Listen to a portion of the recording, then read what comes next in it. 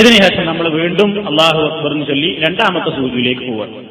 ആ സുജൂദിൽ ആദ്യം പറഞ്ഞ അതേപോലെ തന്നെ സുജൂദിന്റേതായ നിയമങ്ങളൊക്കെ പാലിച്ചു കഴിഞ്ഞ് നമ്മൾ ആ രണ്ടാമത്തെ സുജൂദിൽ നിന്നും എഴുന്നേൽക്കുന്നു. ഈ എഴുന്നേൽക്കുമ്പോൾ നമ്മൾ രണ്ടാമത്തെ റക്അത്തിലേക്കാണല്ലോ എഴുന്നേൽക്കുന്നത്. ആ രണ്ടാമത്തെ റക്അത്തിലേക്ക് എഴുന്നേൽക്കുമ്പോൾ നേർക്ക് നേരെ രണ്ട് റക്അത്തിലേക്ക് എഴുന്നേൽക്കണോ അതോ ഒന്നൊരു ഇത്തിരി നേർന്നിരിക്കണോ? ഇതിന് പണ്ഡിതന്മാര് കൊടുത്തിട്ടുള്ള പേര് ജൽസത്തുൽ ഇസ്തിറാഹ എന്നാണ്. റെസ്റ്റിന്റെ ഇരുത്തം. നേരാട് പോകാതെ ഒന്നൊരു റെസ്റ്റ്, ഇരുന്നില്ലാതെ ഒന്നൊരു ഇരുത്തം. അങ്ങനെ വേണോ വേണ്ടേ? പണ്ഡിതന്മാർക്കിടയിൽ അഭിപ്രായ വ്യത്യാസമുണ്ട്. നബി സല്ലല്ലാഹു അലൈഹി വസല്ലം ഇത് ചെയ്തിട്ടുണ്ട് എന്ന കാര്യത്തിൽ മുസ്ലിം ലോകത്ത് ഒരൊറ്റ പണ്ഡിതന്മാർക്കും തർക്കമല്ല. പിന്നെന്തേ ഇവിടെ തർക്കമുണ്ടാവാൻ കാരണം? നബി ചെയ്തു എന്ന് പറഞ്ഞിട്ട് പിന്നെന്തിനാ തർക്കം? നബി ചെയ്തു എന്നറിഞ്ഞിട്ടും പിന്നെ തർക്കം വരുന്ന വിഷയം ഏതാണ്? നബി ചെയ്തു എന്നെല്ലാവരും അംഗീകരിക്കുന്നു. പക്ഷേ നബി ആദ്യ കാലത്ത് ചെയ്തിട്ടില്ല, അവസാന കാലത്താണ് നബി അങ്ങനെ ചെയ്തത് എന്നാണ് ഇത് സുന്നത്ത്.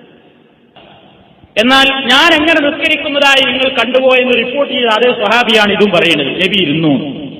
ഞാൻ എങ്ങനെ നിസ്കരിക്കുന്നത് കൊണ്ടോ സല്ലൂ കമാ റഅയ്തുമൂനി ഉസല്ലി എന്ന് പറയുന്ന അതേ സ്വഹാബിയാണ് നബിന്റെ ഈ ഇരുത്തം റിപ്പോർട്ട് ചെയ്യുന്നത്. അപ്പൊ ആ സ്വഹാബി നബി നിസ്കരിച്ചതുപോലെ നിങ്ങൾ നിസ്കരിക്കൂ എന്ന് പറയുമ്പോൾ ഇടയിലാ ഇരിക്കണ്ടല്ല, അത് വേണ്ട, അത് നബിക്ക് പ്രായാധിക്യം കൊണ്ട് വന്നതാണെന്ന് പ്രത്യേകം പറഞ്ഞിട്ടില്ല.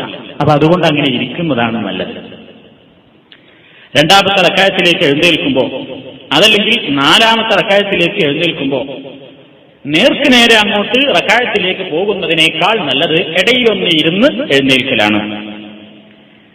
عن مالك بن الحويرث الليثي رضي الله تعالى عنه أنه رأى النبي صلى الله عليه وسلم يصلي فإذا كان في وتر من صلاته لم ينهض حتى يستوي قاعدا. ഇമാം ബുഖാരി റിപ്പോർട്ട് ചെയ്യുന്നു, അഹ്മദ്, അബൂ ദാവൂദ്, തിർമിദി, നസായി ഇവരൊക്കെ റിപ്പോർട്ട് ചെയ്തിട്ടുണ്ട്. ആ സഹാബി പറയുന്നത് എന്താണ്? അദ്ദേഹം നബിയെ കണ്ടു, നബി നിസ്കരിക്കുമ്പോ ഒറ്റയിട്ട് വരുന്ന റക്അത്തുകളിൽ പറഞ്ഞാൽ 1 2 പോകുമ്പോ 3 4 പോകുമ്പോ ലം യൻഹദ് അവിടുന്ന് എഴുന്നേൽക്കാറില്ല. ഹത്താ യസ്തവിയ ഖായിദൻ ഒന്നിങ്ങനെ ഇരുന്നിട്ടേ എഴുന്നേൽക്കാറുള്ളൂ. അപ്പൊ അതുകൊണ്ട് ഈ ഇരുത്തം നല്ലതാണ്. ഇതിനെതിരെ പറയുന്ന ആൾക്കാരുണ്ട്, അത് വേണ്ടതില്ല, നേർക്ക് നേരെ തന്നെ എഴുന്നേൽക്കാം എന്ന അഭിപ്രായക്കാരുണ്ട്. ഇപ്പൊ ഇന്ന് ജീവിച്ചിരിക്കുന്ന പണ്ഡിതരിൽ പ്രമുഖനായ മക്കയിലെ മുഫ്തി എന്ന പേരിൽ അറിയപ്പെടുന്ന ഷെയ്ഖ് ഇബ്നു ബാസ് നിങ്ങളെല്ലാവരും കേട്ടിട്ടുണ്ടായിരിക്കും. അദ്ദേഹത്തോട് ഈ വിഷയത്തിൽ ഒരാൾ ഫത്വ ചോദിച്ചപ്പോ അദ്ദേഹം അതിന് നൽകിയ മറുപടി ജൽസത്തുൽ ഇസ്തിറാഹ മുസ്തഹബ്ബ, ഈ ഇസ്തിറാഹത്തിന്റെ ഇരുത്തം മുസ്തഹബ്ബത്തുന്നത് നല്ലതാണ്. ഇമാമി ഇമാമായാലും വൽ മഅ്മൂമി മഅ്മൂമായാലും വൽ മുൻഫരിദി രണ്ടിന്റെ അല്ലാത്ത ഒറ്റക്ക് നിസ്കരിക്കുന്നവനായിരുന്നാലും ഈ ഇരുത്തം നല്ലതാണ്. രണ്ട് സുജൂദിന്റെ ഇടയിലുള്ള ഇരുത്തത്തിന്റെ വകുപ്പിൽ തന്നെയാണ് അതും പെടുന്നത്. വഹിയ ജിൽസ ഖഫീഫ, നേരിയ ഇരുത്തം മതി. ലാ യുശ്റഉ ഫീഹാ ദിക്റുൻ വലാ ദുആഉൻ, അതിന് പ്രത്യേക ദിക്രി അല്ലാനോ ദുആ ചെല്ലാനോ ഒന്നുമില്ല, ഒരു ഇരുത്തം മാത്രം മതി. ഇനി വമൻ തറക്കഹ, ആരെങ്കിലും ഇത് ഉപേക്ഷിച്ച് നേർക്ക് നേരെ കണ്ട് റക്അത്തിലേക്ക് വന്നാലോ ഫലാ ഹറജ, ഒരു വിരോധമല്ലേന്ന്.